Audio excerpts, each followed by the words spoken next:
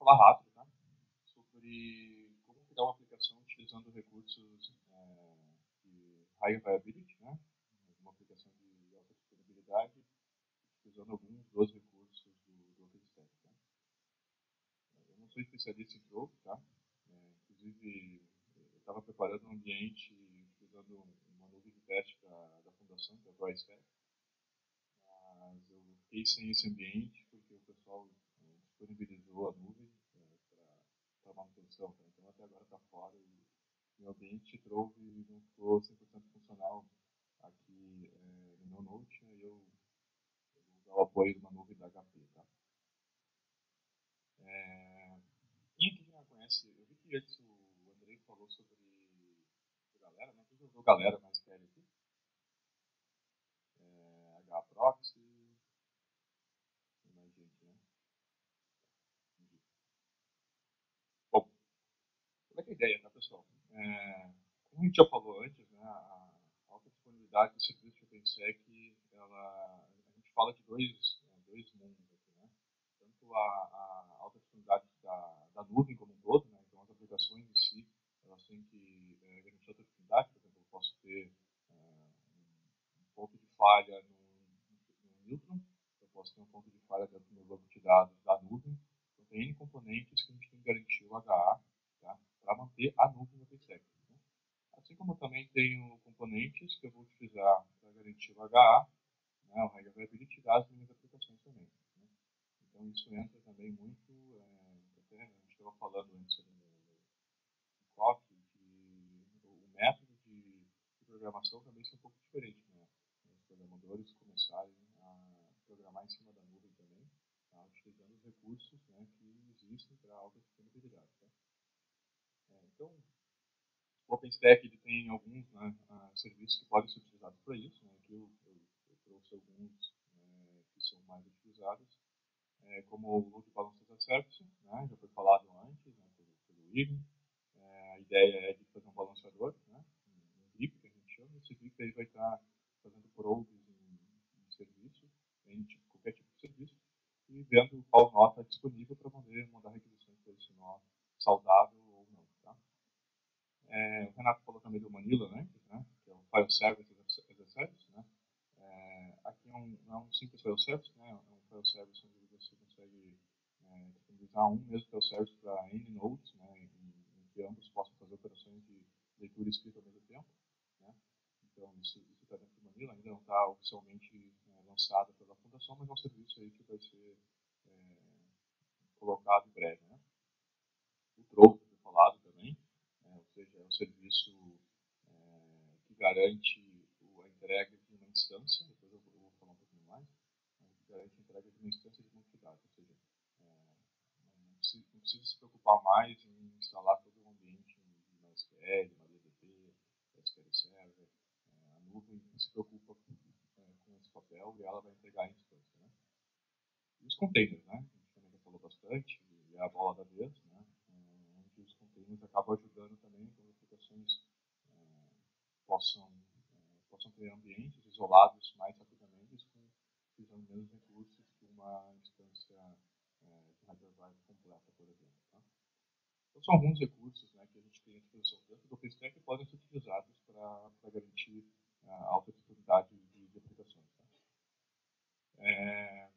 A gente aqui na palestra, eu tenho um ambiente instalado aqui na minha máquina, eu espero que ele funcione adequadamente, né, para mostrar para vocês em relação a como é que funciona o Newton e como é que funciona o Trove. Né? Então, já foi falado bastante do Newton aqui pela manhã e agora à tarde, não vou falar de novo aqui, mas ele é um serviço que garante uma das features, que é o Load Balancer as a Service. Né? Esse Load Balancer as a Service pode ser o HProxy, né, que é o padrão dele, ou seja, ele utiliza uma outra solução open source para garantir o balanceamento e alta disponibilidade de uma aplicação HTTP, por exemplo. Tá? Ele é um serviço de proxy. Então, eu posso usar ele para N coisas. Né? Ele fala TCP, fala HTTP, então eu posso, por exemplo, fazer a mesma coisa para um MySQL Server, né? Fazer um balanceamento utilizando HProxy. Quem for utilizar HProxy pode utilizar independente do OpenStack, pode utilizar ele isoladamente. O LVS, né? Que é o IP virtual, também pode ser utilizado, tá? É outro serviço assim como também foi comentado antes, soluções proprietárias de balanceamento, né? F5, A10 metros, enfim, N drivers, fabricantes de drivers para fazer o balanceamento de aplicações. Né? Então, qual é que é a ideia aqui? Né? A gente tem, se vocês conseguirem enxergar aí, eu acredito que sim, a gente tem duas VMs, né? A VMA e a VMD, e cada VM aqui tem um IP interno, né? O 10.0.0.10.0.0.4 e 10.0.0.5. Né? Ambas as VMs aqui disponibilizam uma aplicação web, né? E essa aplicação ela está sendo armazenada localmente, ela não tem aqui nenhum uso, por exemplo, de Manila. Mas eu poderia colocar aqui um FS, qualquer tipo de sistema de arquivos em que elas pudessem estar compartilhando. Então, tudo que eu fazer a gravação no B, ela vai ter no A disponível e vice-versa. Tá? Não é o caso aqui. Tá? A ideia aqui é que eu tenho o load balancer aqui desse lado aqui em vermelho, onde eu vou ter um IP 10.0.0.10. Esse vai ser o IP, né, que eu vou publicar, de fato, vai ser o IP do serviço.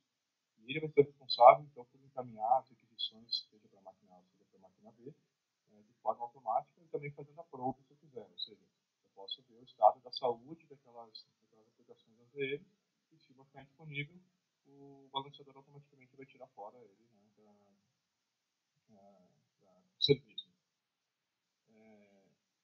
Ao mesmo tempo, né, eu vou ter um neutron, tá, fazendo um floating IP. O que é o floating IP aqui? É um IP externo, né, do qual os meus clientes vão acessar, tá, e ele vai fazer um NAT, né, ele vai redirecionar todas as requisições externas para o IP do balanceador, e o balanceador então vai encaminhar para as aplicações que estão por trás dele. Tá.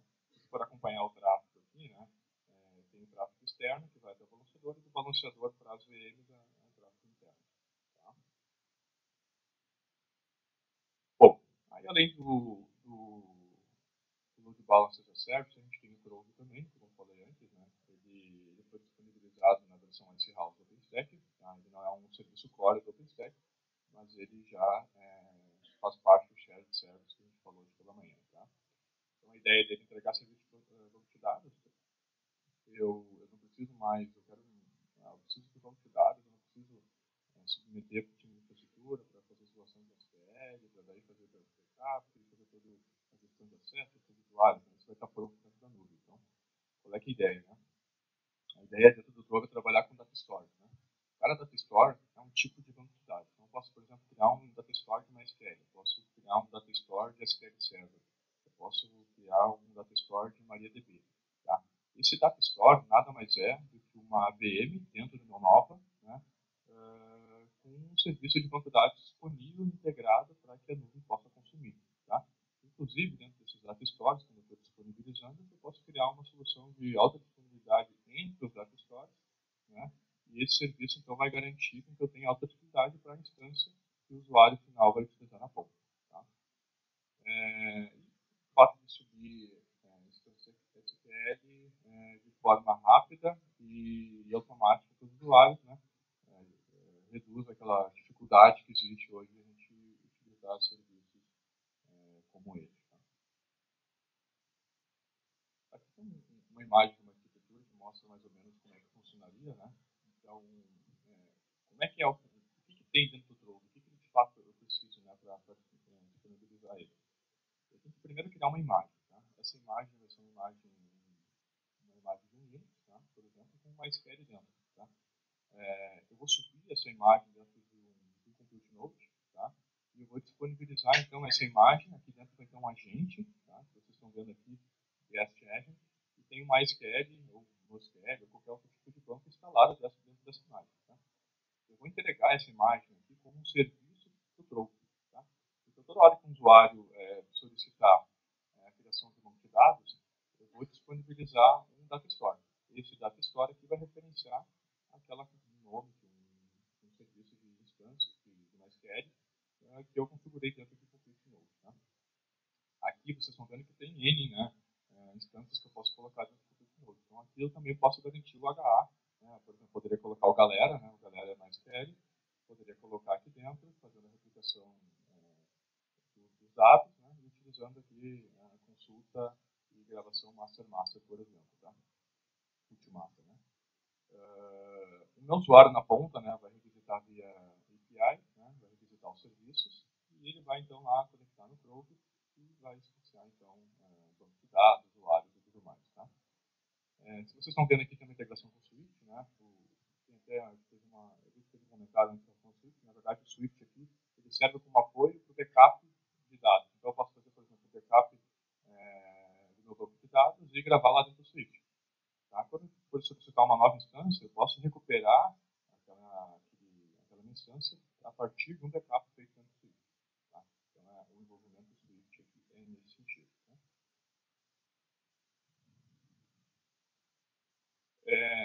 Como é que eu crio, então? Né? A primeira coisa que eu preciso fazer é fazer um upload então, de uma imagem e disponibilizar essa imagem para a minha nuvem OpenStack, tá? Dentro do Drogo.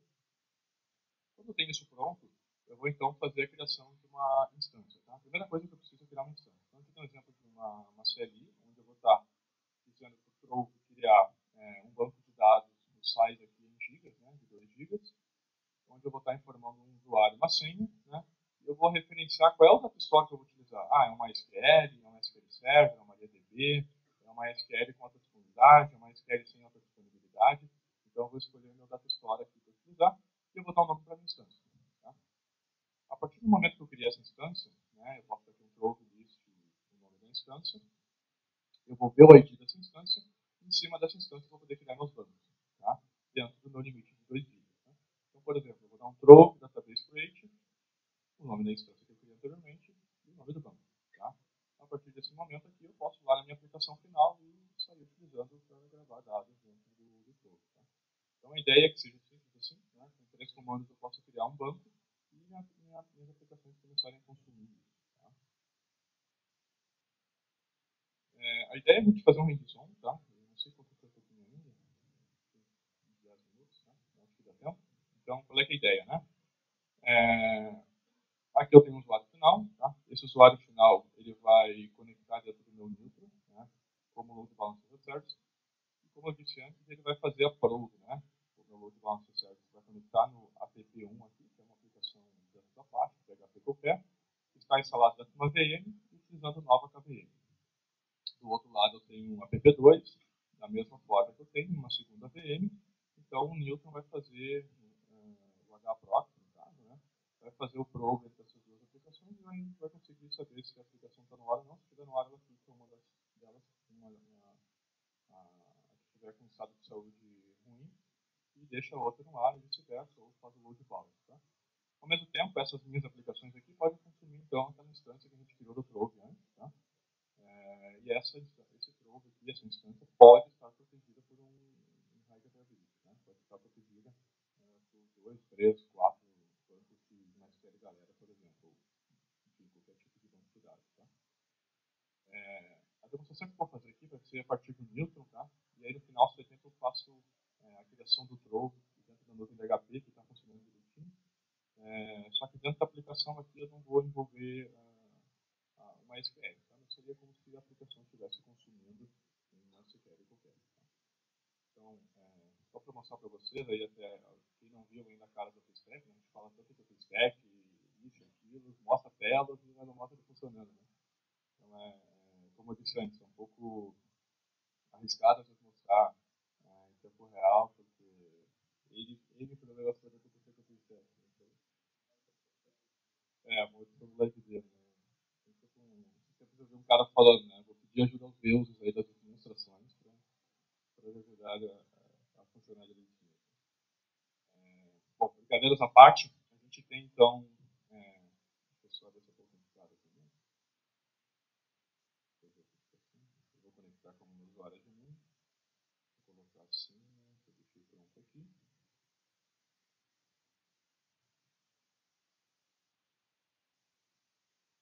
E eu vou conectar então dentro da nuvem OpenStack. Tá? Esse ambiente está instalado aqui dentro da minha máquina. Tá? Fiz uma instalação simples com Puppet. Tá? Então o Puppet foi lá, fez o deploy dos componentes que eu queria. E subiu alguns recursos que eu precisava para o ambiente. Né? Então, por exemplo, eu tenho aqui o compute, né? Eu tenho dentro do meu dashboard, eu tenho as instâncias, tá? As instâncias para ganhar tempo eu já deixei pronto também. E aqui eu tenho duas instâncias chamadas do Ubuntu 01 e Ubuntu 02. Tá? Então, esse meu ambiente está instalado dentro de um Red Hat, tá? coloquei duas instâncias de Ubuntu que eram mais leves, né? Ia consumir menos recursos de memória aqui do meu ambiente. Né?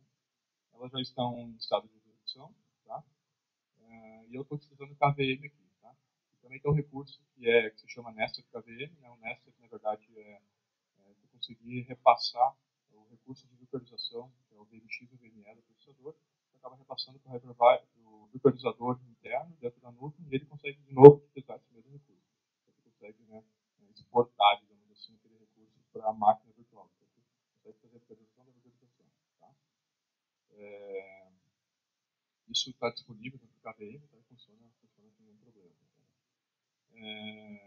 Então, eu tenho as duas instâncias aqui rodando, e eu já configurei uma aplicação aqui dentro. Tá? Eu vou fazer o seguinte agora.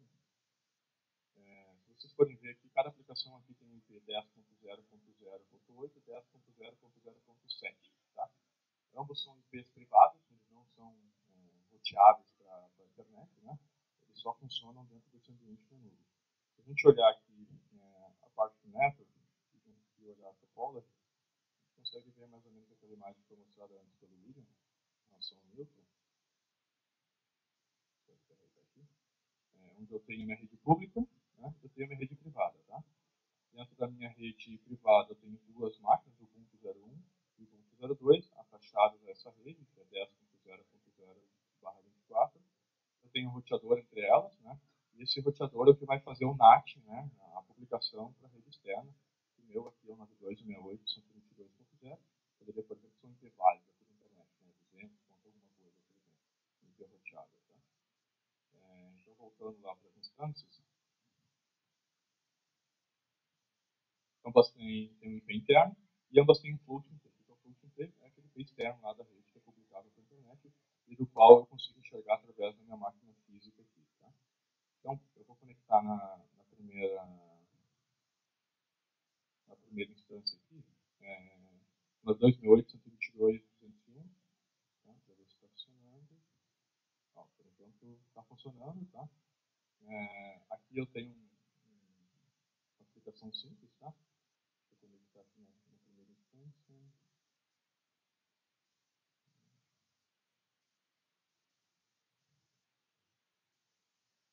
O que eu estou fazendo? Né? Eu estou conectando, utilizando a chave que eu criei antes,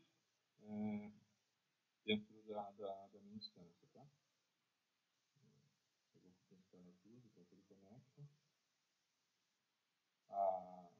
Então eu tenho uma pasta aqui rodando com PHP, onde eu escrevi lá um Ubuntu 01 em vermelho. Eu vou fazer o mesmo processo, Ubuntu 0 para a máquina 2, que é o do final do 203. Ó. O 203 está em azul, Ubuntu 02, e o 201 está em vermelho, Ubuntu 01. Tá? Então, as minhas duas aplicações estão funcionando aqui, só que eu ainda não tenho o balanceador. Tá? Elas estão trabalhando de forma independente. Né? Bom, conectou aqui.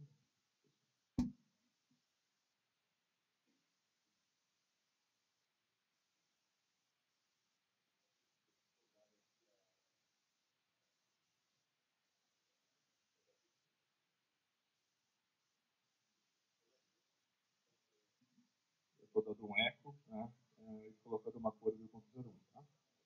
As duas têm a mesma aplicação, fazendo uma simulação de um ambiente compartilhado, tá? Seja por outros dados ou qualquer outro serviço. Eu vou voltar aqui então, e agora eu vou fazer a criação então do load balance. Tá? Esse load balance, obviamente, vai ser criado pelo dashboard, tá? Mas ele também, obviamente, está disponível via CLI. Tá? Então, a primeira coisa que eu tenho que fazer é a criação de um pool. Tá? Eu posso colocar aqui um HTTP underline pool. Eu vou dizer qual é o provider que eu vou utilizar. Né? Eu poderia utilizar um outro provedor, né? Seja um equipamento proprietário, um LVS ou qualquer outro. Eu vou dizer qual é que é a minha subnet. Né? Então, eu vou criar um balanceador da minha rede privada. Vou dizer que o protocolo é HTTP. Poderia utilizar TCP, HTTPS também. Tá? Vou definir um método de load balance, né? Que vai ser o Robin. Eu posso fazer, por exemplo, controle por source IP. Ou seja, vai identificar o source IP e vai encaminhar sempre para um host, né? Para evitar, por exemplo, problemas de compartilhamento de sessão. Eu tenho uma sessão de um lado e não tenho do outro e ele acaba perdendo a sessão. sessão por causa disso. Né? Então, eu vou deixar Round Robin, né? E vou criar o meu pool. Né? Ele criou o pool. Tá? Depois que eu criei o pool, eu vou definir os membros. Tá? Eu vou adicionar membros. Eu já criei um pool, então eu vou selecionar o pool que eu criei anteriormente e vou dizer quais são as instâncias que vão fazer parte desse pool aqui. Tá? Eu vou dizer que é o Ubuntu 01 e o Ubuntu 02 por aquelas duas imagens que eu criei. Vou dizer um peso, né? Eu poderia ter pesos diferentes para cada membro, né? Ou seja, eu quero que caia mais requisições no membro ou no outro. Eu não vou definir isso agora. Né? Eu vou dizer qual é que é a porta que ele vai ficar ouvindo, que ele vai ficar fazendo a probe, né? O porta 80 da HTTP e vou mandar criar. Né? Bom, eu tenho os dois membros criados aqui, tá? As duas instâncias. E agora eu posso, se eu quiser, fazer uma probe, né? Posso fazer uma monitoração do serviço para fazer aquilo que eu falei antes. Ele identificar que um dos serviços parou por algum motivo e que cai fora do pool. Tá? Então, que tipo de teste eu posso fazer? Posso fazer um ping, um TCP, posso fazer uma requisição HTTP. Né? A requisição HTTP é interessante porque ela faz exatamente o get do HTTP e pode pegar o retorno do código 200, por exemplo. Se fechou o código 200, ele está legal. Se não fechou, ele está com algum problema. Então, por exemplo, eu poderia fazer um teste num arquivo PHP qualquer, que vai lá e faz um get no banco um select no banco de dados, pega um retorno e avisa para o outro se está legal ou não. Né? Posso fazer qualquer tipo de teste aqui, mas esse aqui o HTTP vai diretamente para o serviço. O delay, né, a quantidade de tempo que eu quero fazer entre os testes, o timeout, a quantidade de segundos que eu vou esperar até que uma requisição falhe, tá? E o máximo de tentativas que eu vou aceitar para aquele membro ser declarado como morto. Né? Eu vou botar aqui 4 tentativas. O método que eu falei, eu posso usar o método get, a URL, eu vou fazer o barra aqui, né? Vou pegar a raiz do site, e qual é que é o código que eu espero? Eu espero o código 200, que é o código HTTP que a requisição foi entregue com sucesso. Tá? Então eu vou criar essa probe, tá? Ela está criada, adicionada com sucesso, tá? E já está associada a esses membros que eu defini dentro do meu pool. Tá?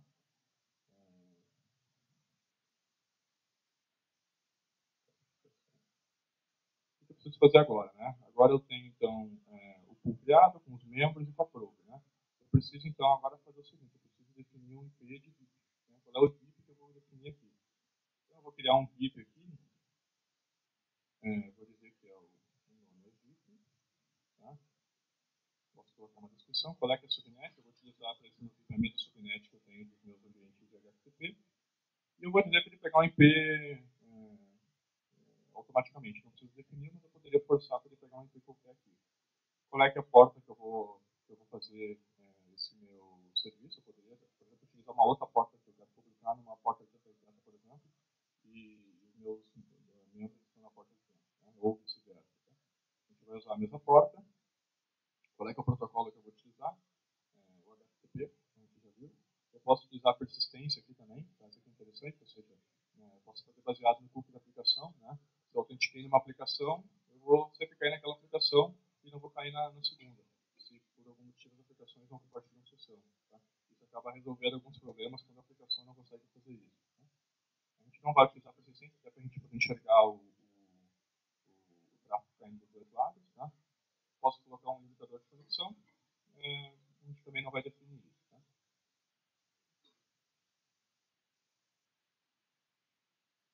Bom, o VIP foi adicionado com sucesso, então. Tá? Se eu clicar em cima do VIP aqui, ele vai me mostrar qual é o VIP. 10.0.0.3. Beleza, isso está funcionando. O problema é que esse IP aqui do VIP não é roteado. Ou seja, na minha máquina física aqui eu não consigo chegar nesse IP. Tá? Eu tenho que publicar ele para fora. Para eu publicar, eu tenho que associar então um NAT para ele, do qual eu vou fazer então esse processo.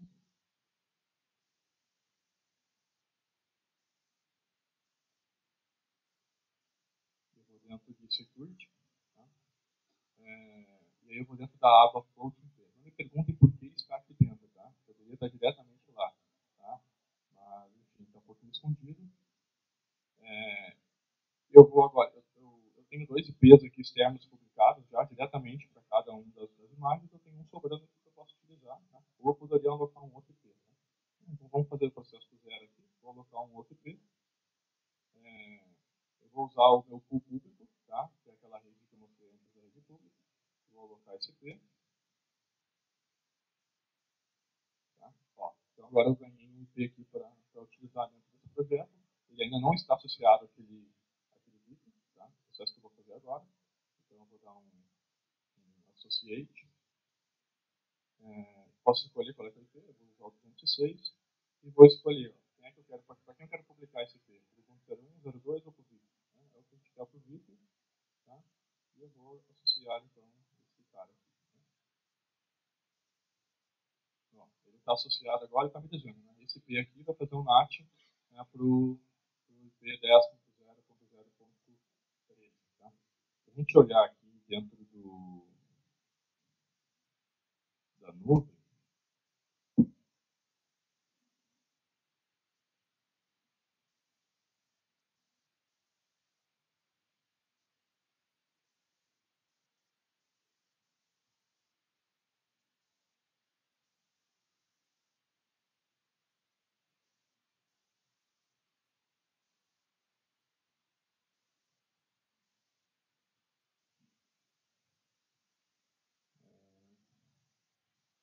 do namespace, enfim, ele vai criar uma liberação para esse cara aqui, então, para ele poder fazer desse IP externo a conexão diretamente para o VIP. Tá? Vamos agora ver se a gente consegue conectar nele. Ó, beleza. Então, esse IP agora é do balanceador, tá? O IP externo desse balanceador. Se eu ficar atualizando aqui, ele vai fazer que dá para enxergar aí, né? Mas ele vai ficar jogando entre os dois nodes.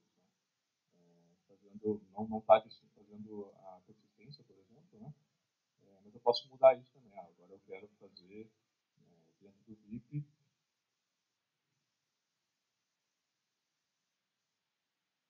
Eu posso mudar aqui e quero fazer pelo source IP. Né?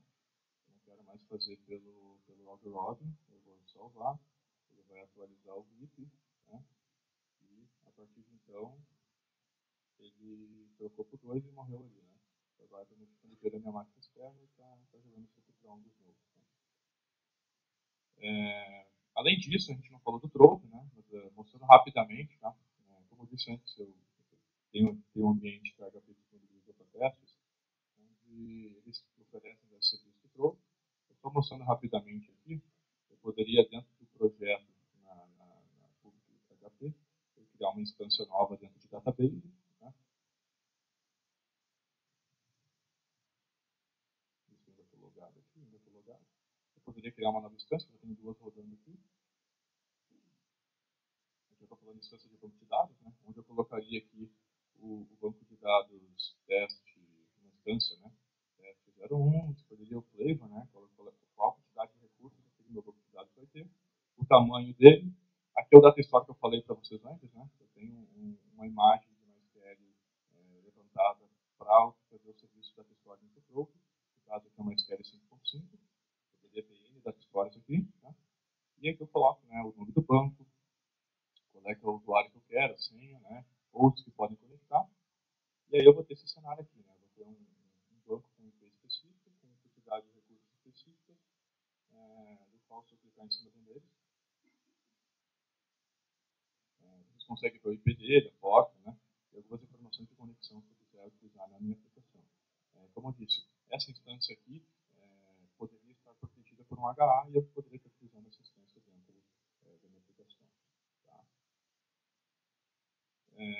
Então, só finalizando aqui, né? A ideia é que a gente consiga então fazer com HProxy dentro do Newton um serviço de VIP de alta disponibilidade, assim como também tem o Trove e as aplicações em si, se elas começarem a utilizar esses recursos que a nuvem oferece, a gente consegue ter um ambiente muito mais protegido, né, em termos de disponibilidade do que a gente teria comumente. Né?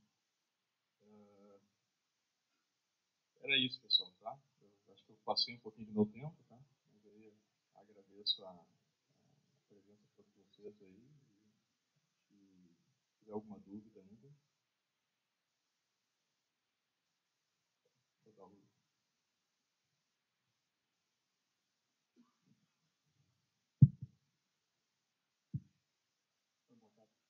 Essa instância do load balancer, ela é nada mais é que um interface dentro do Neutron, é uma máquina virtual que faz toda a checagem de posição, de attributos. Ela é uma instância do HProc, posso te mostrar aqui.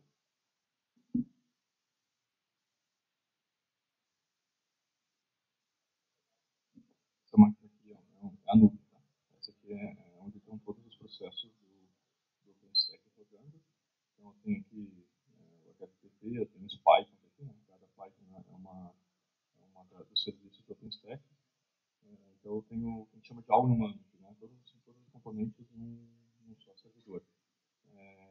Se eu tivesse um Newton isolado, né, uma função especificamente de roteamento, o serviço de HProc estaria dentro desse Newton. Como eu estou todo dentro de um, se tu olhares aqui, eu tenho um HProc aqui, ó. Tá?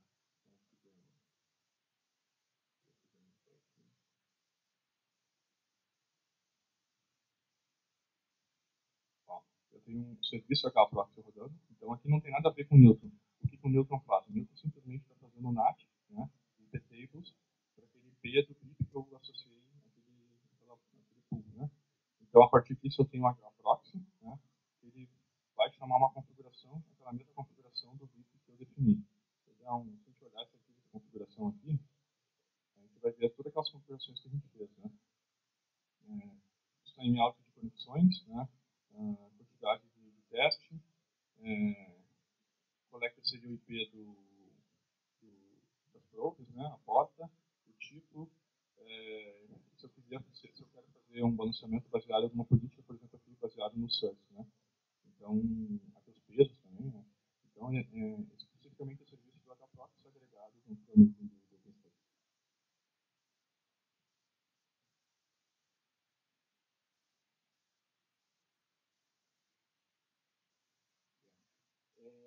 Se eu entendi bem, o Trove ele está orquestrando e permitindo que o usuário crie instâncias do banco de dados que está rodando dentro de um compute. É isso? Isso.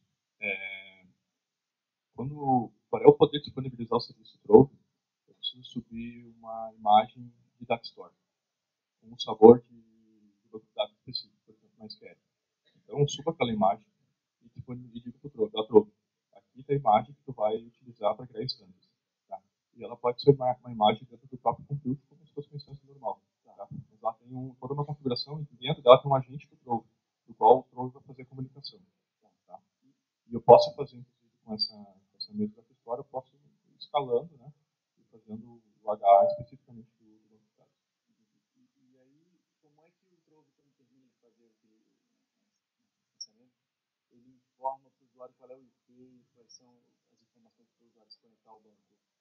Ou é o IP do compute da instância? É o IP exatamente, é o IP da instância, né? Aí tu pode fazer o mesmo processo de um VIP ali, de um H, mas é via agente, então é o IP da instância, daquela instância que eu subi. Instância eu falo instância de máquina virtual, não instância de identidade.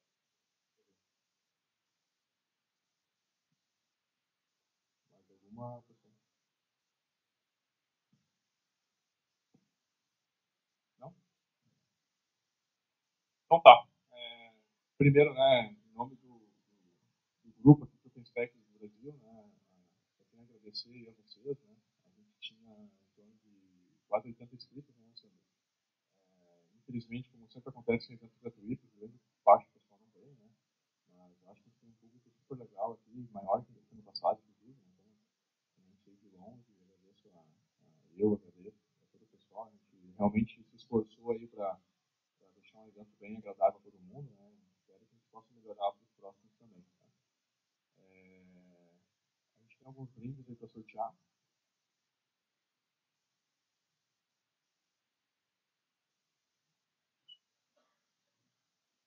Como é que a gente vai fazer essa?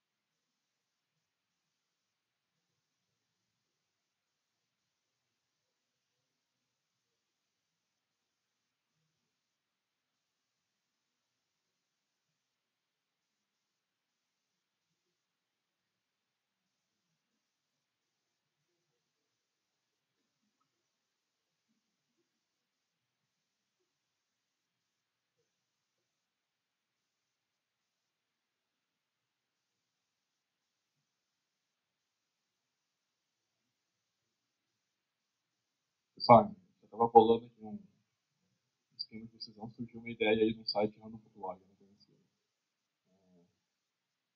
Tem o número do 1 ao 37, né, que é o número de inscritos, a gente pontuou cada nome com um número. Aí clica o botãozinho ali, ele vai usar um serviço na nuvem.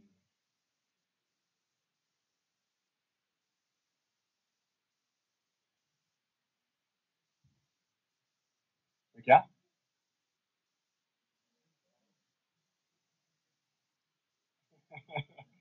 Eu não sei, eu acho que deve incluir os estrelas.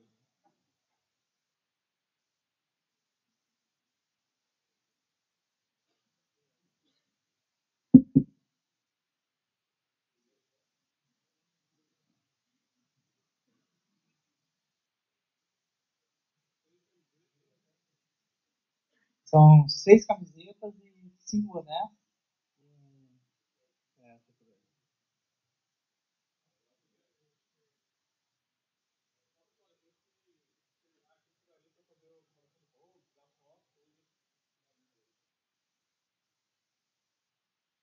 Sim.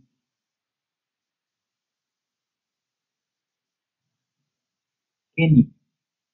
Kenny Casa Grande.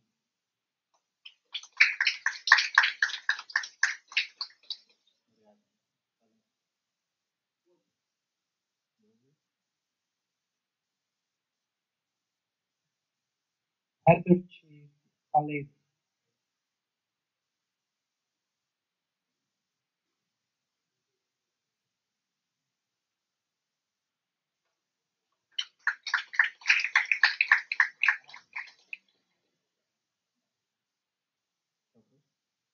André Pádua.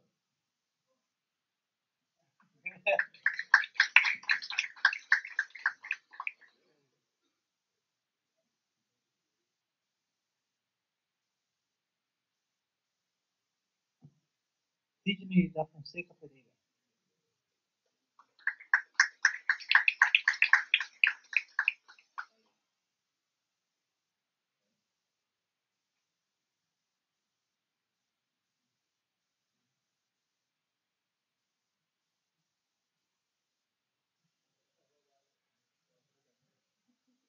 Esse aqui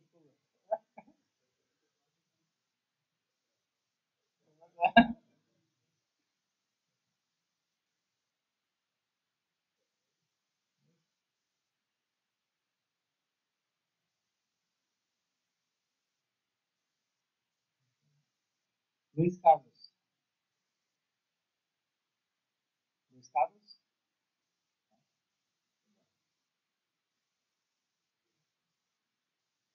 Luiz Carlos.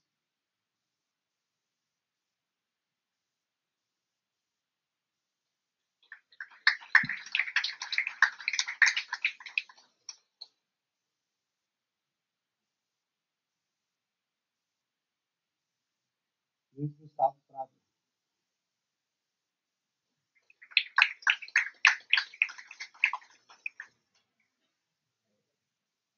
Agora os bonés.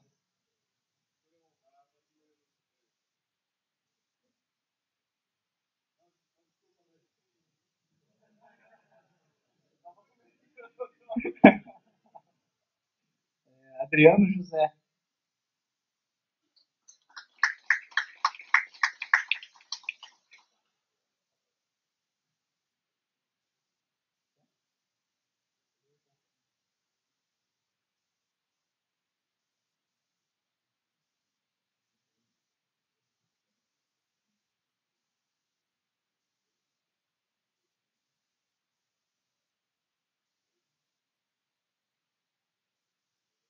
Rafael Ivanir.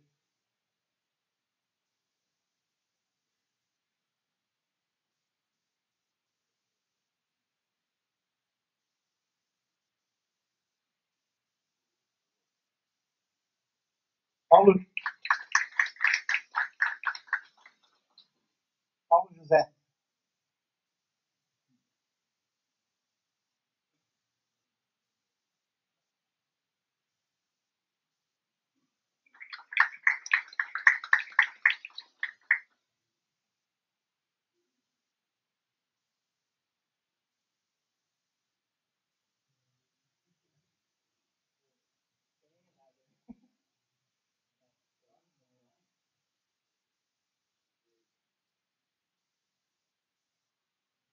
Lucas Boscaini.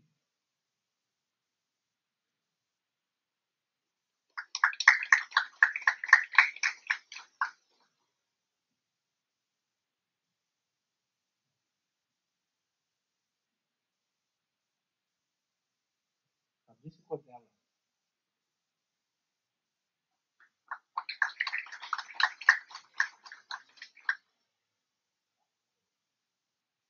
Agora um brinde surpresa aqui, que é um top da OpenTech.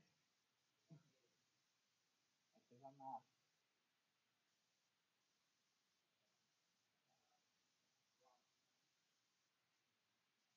Douglas Silva.